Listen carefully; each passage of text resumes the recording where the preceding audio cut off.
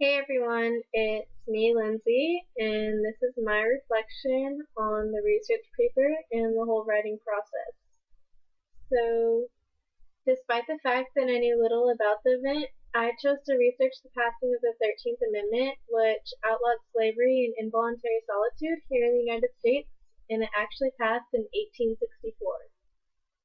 I chose to write about this event mainly because I've always been interested in slavery. I've always liked reading books and watching movies about it, and I thought it'd be a good idea to choose something that I was actually interested in. That way, the whole research process and writing process wouldn't be so much of a pain, and I'd have a little passion about what I was writing about.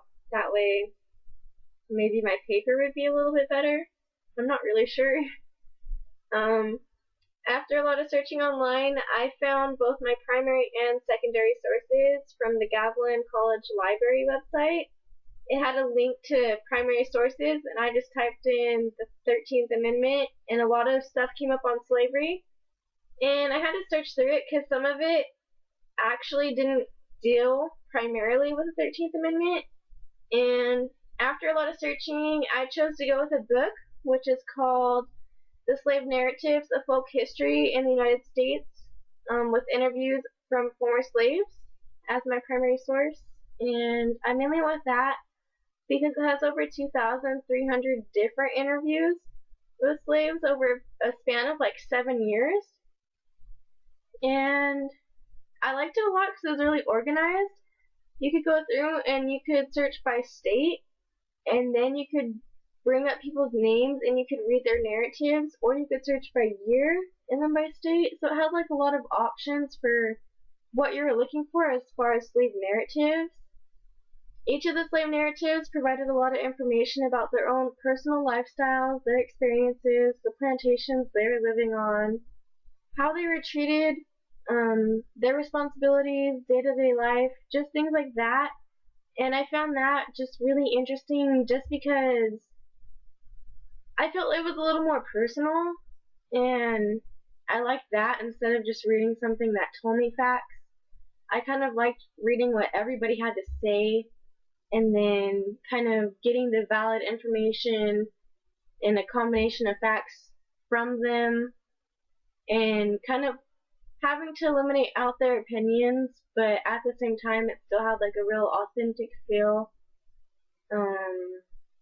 So I really liked my source. As time went on, I got a little more tired of it, not gonna lie. It was hard to combine everything together because each narrative or each journal entry was only like a page to 3 pages long. So I had to compare those and then like combine those together to make the required length, but I had to make sure that they flowed well. So I had a little bit of a hard time with that, but once I got that down and established my thesis, everything else seemed to connect together, and the whole writing process seemed to flow together pretty nice. For me, I'd say the hardest part of the research process was actually like how long it had to be.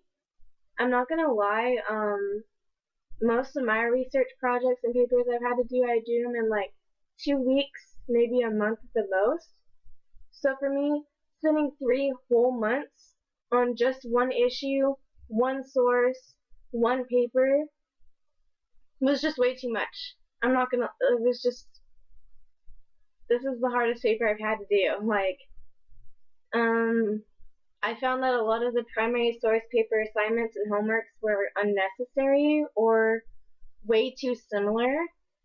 And I think by having to do all of those and having it stretched out over a 3 month period, I just got too burnt out on it and lost interest. And I think I would have honestly developed a better paper if I had just done it within a month.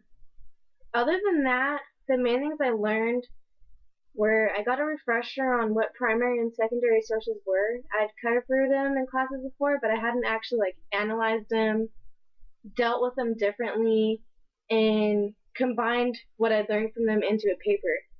So that in itself was a whole process. On top of that, the main thing I learned is that history is a combination of people's interpretations on a certain issue or event that had happened, and I learned that by focusing on just one event over a set amount of time can get boring. So I'm excited that the paper's over with, and yeah, so thanks for watching my video, and good luck everyone. I hope you have a good summer. Bye.